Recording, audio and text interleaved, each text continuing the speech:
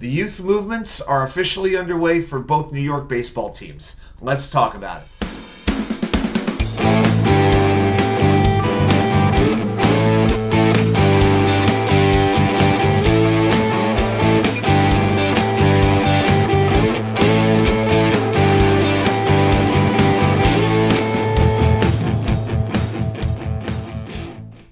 And well, welcome back to New York Sports WickerMedia. I'm WattsUK99. Thank you, as always, for taking the time to watch these videos. If you're brand new, welcome aboard. Please like and subscribe. If you're returning, welcome back. Reminder, we go live every Wednesday night at 10 p.m. Join the party. In a season where New York baseball has had as bad a year collectively as it has had in, I would say, 30-plus years, we are now seeing prospects start to get opportunities for both the Mets and the Yankees, and we're going to talk about Friday night. Both teams had rookies who debuted, had very, very good starts.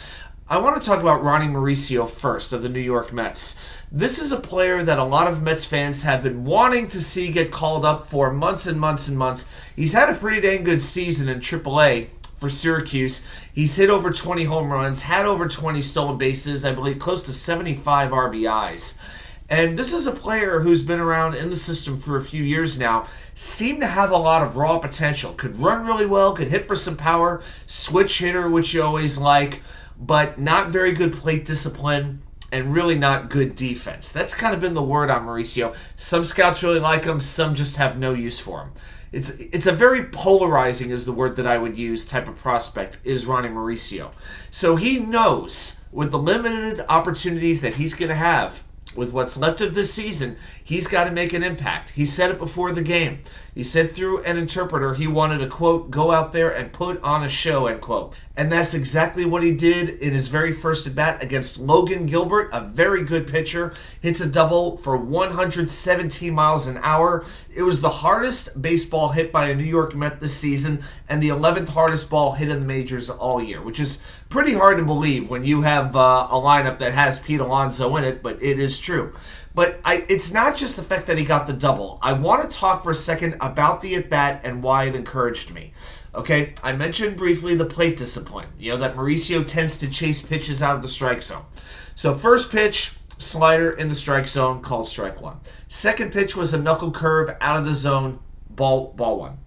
The third pitch was a slider. It was kind of low and in. He swings and misses at it. So you have a 1-2 count. Pitcher's ahead. Okay. The fourth pitch was a slider. That was a pretty good one. It was kind of an outside the zone slider. And this is a pitch that a lot of big league hitters swing at. Brettbaty, Francisco Alvarez. I'm sorry, even David Wright. The low and away slider fooled him forever. I'm sorry to say it, but it is true. But a lot of young players have trouble holding off that slider that kind of fades out of the zone. And Mauricio did. He held off that pitch. So last year, I'm telling you, there's a good chance he would have swung at that pitch and, struck out swinging in his first at bat. Not this time. He was able to hold up, and now the count is even 2-2. The fifth pitch is the first fastball that he sees in the at bat, and he absolutely drills it over the right fielder's head, and he's on second base. And you know that had to feel good for him. And not only that, Mauricio played a pretty good second base. He only started playing that position this year. He's a shortstop by trade, but we know with Francisco Lindor in the mix, he's not going to be playing shortstop anytime soon.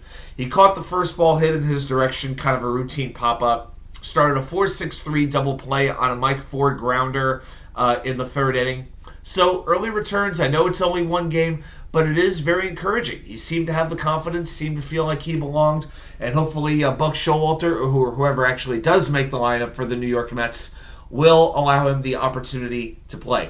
Brettbaty also returned from the minor leagues, snapped an 0-for-21 streak in the majors with a seventh-inning single, and I think the biggest issue for him was really mentally. He really talked about he felt like he had to be perfect, like he had to do everything right, and this is why he not only struggled at the plate, but he was taking his issues, into the field as well. He was struggling on defense.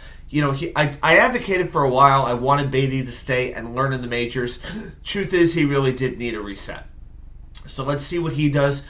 But hopefully we'll see a lot of Mauricio at second base and Beatty at third base going forward for the rest of the season. And then on the other side of town, up in the Bronx, you've got the Martian, Jasson Dominguez. This is the opposite of a player being trapped in AAA all season. Jasson Dominguez, 20 years old, played just 9 games in AAA before being called up to the big leagues. Pretty amazing. And then on the second pitch he sees in his first career plate appearance, Dominguez belts a 2-run homer opposite field off Justin Verlander. Pretty amazing. So Verlander throws a 94-mile-an-hour fastball in the strike zone, and Dominguez, hitting from the left side, hits it 360 feet the other way into the Crawford boxes. Dominguez finished the night 1 for 4, hit 3 balls at least 97 miles per hour, if you care about the exit velocity. Austinwells, the catcher, also debuted, went 1 for 4 too.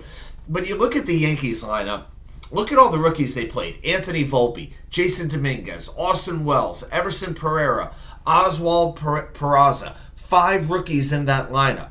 And then on the Mets side of things, you have Francisco Alvarez, brettbaty, and Ronny Mauricio, comprising, I believe, the lower third of the lineup.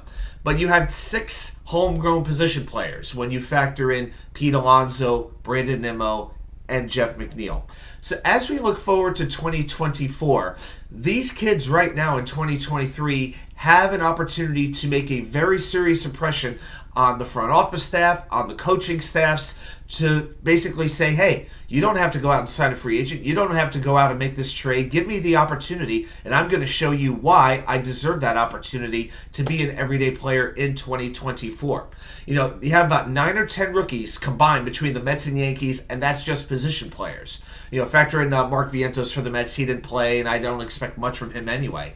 But all these players are going to have chances to prove that they belong. And over the final 30 or so games of the season, 30, 40 games of the season, let's see what they have to offer. Well, those are my thoughts on the debuts of some Mets and Yankees prospects on Friday night. Let me know your thoughts. What do you think about some of these kids? Put your thoughts down there in the prospects. Thanks, everybody, for watching. Can you believe football's coming? Oh, football starts in this week. I can't wait. Thanks again, everybody, for watching. I'll see you right back here with more content from you know where. The Wicker Chair.